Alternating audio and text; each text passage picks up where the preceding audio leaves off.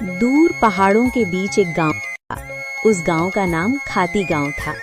वहां के लोग बहुत ही सीधे और सरल थे।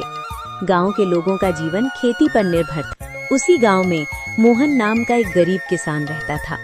मोहन के परिवार में उसकी बूढ़ी माँ सरस्वती देवी, उसकी पत्नी विमला और उसका 5 साल का बेटा दीपक था।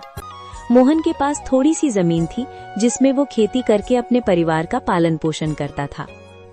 उगता हुआ सूरज दुनिया के लिए रोशनी लाता है, पर मोहन के लिए ये सिर्फ एक और दिन की जद्दोजहद लेकर आता है। फूस की छत से छनकर आती रोशनी सीधे उसकी बीमार माँ के चेहरे पर पड़ती है। मोहन, आज दीपक को क्या कहूंगी? कल रात उसे बहलाकर सुला दिया था कि सुबह उठते ही गर्मा गर्म खाना मिलेगा। अब वो जागने वाला है, चूल्हा ठंडा पड़ा है और मेरी ममता लहूलुहान हो रही है। क्या हम इतने बदनसीब हैं कि अपने बच्चे को एक वक्त की रोटी भी नहीं दे सकते? भरी आंखों से। बिमला, तुम्हारी ये खामोश सिसकियां मेरे कलेजे को चीर देती हैं। मैं किसान हूँ, धरती का सीना चीरकर अनाज पैदा करना मेरा काम है, पर आज किस्मत ने मेरा ही सीना चाक कर दिया है। जमींदार के चक्कर काट काट कर पैर के जूते घिस गए, पर वो उधार देने को तैयार नहीं। पर हार नहीं मानूंगा, आज फिर जाऊंगा। शायद खुदा को मेरी मेहनत पर नहीं तो इस मासूम दीपक की भूख पर तरस आ जाए। सरस्वती देवी अंदर से खांसते हुए, बेटा मोहन, पास आ। देख, मेरा अंत समय करीब है, पर मुझे अपनी मौत का डर नहीं है। मुझे डर है कि कहीं मेरी गरीबी तेरे जमीर को न खा जाए। बेटा, भूख बहुत बड़ी चीज है, बड़े बड़ों का ईमान डिगा देती है। पर तू वादा कर, चाहे पेट पीठ से सट जाए पर कभी किसी का बुरा नहीं करेगा।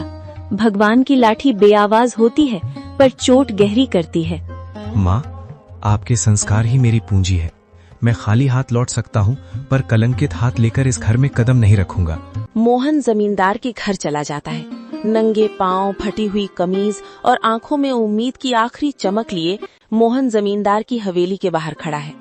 सूरज की तपिश उतनी नहीं चुभ रही थी जितनी पेट की भूख और घर में बीमार माँ की कराह चुभ रही थी। जमींदार साहब एक आरामदायक कुर्सी पर बैठे हुक्का गुड़गुड़ा रहे थे, मानो मोहन का दुख उनके लिए कोई मनोरंजन हो। माय बाप, हुजूर, इस अभागे की विनती सुन लीजिए। मैं जानता हूँ कि पिछला लगान अभी पूरा नहीं चुका पाया हूँ, लेकिन मेरी मजबूरी की दीवार बहुत ऊंची हो गई है सरकार। घर में चूल्हा 3 दिन से ठंडा पड़ा है। मेरा 5 साल का बेटा दीपक, जो अब तक खेलता कूदता था, आज भूख से मारे निढाल होकर जमीन पर पड़ा है। वो मुझसे रोटी नहीं मांगता सरकार, बस अपनी पथराई आंखों से मुझे देखता है और उसकी वो खामोश नजरें मेरे कलेजे को छलनी कर देती हैं। मोहन, ये हवेली जज्बातों से नहीं, हिसाब किताब से चलती है। तेरी माँ बीमार है, तेरा बेटा भूखा है, इसमें मेरा क्या कसूर? पिछली बार भी तूने यही रोना रोया था। ये धरती प्यासी है तो मैं क्या करूं? मुझे अपनी तिजोरी भरनी है, तेरी गरीबी का बोझ नहीं उठाना। हुजूर, आप तो गांव के अन्नदाता हैं।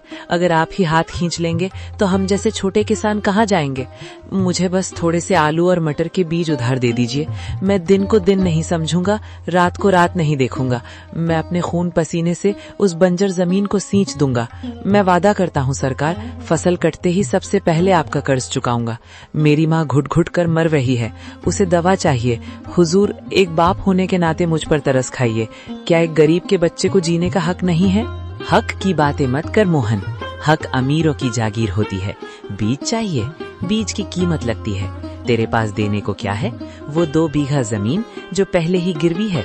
जा, यहाँ से दफा हो जा। अपनी इन भीगी आंखों से मुझे पिघलाने की कोशिश मत कर। जब तक पिछला हिसाब बराबर नहीं होता, तुझे एक दाना भी उधार नहीं मिलेगा। हुजूर, आज आप मुझे यहाँ से खाली हाथ भेज रहे हैं, पर याद रखिएगा, गरीब की आह बहुत गहरी होती है। मैं अपनी मेहनत बेचने आया था, अपनी खुददारी नहीं। अगर खुदा ने चाहा तो मेरी मिट्टी भी सोना उगलेगी। आज आप मेरी गरीबी का मजाक उड़ा रहे हैं, पर वक्त का पहिया घूमेगा हुजूर, वक्त का पहिया जरूर घूमेगा। मोहन अपनी फटी हुई आंखों में आंसू लिए भारी कदमों से हवेली की सीढ़ियां उतर गया।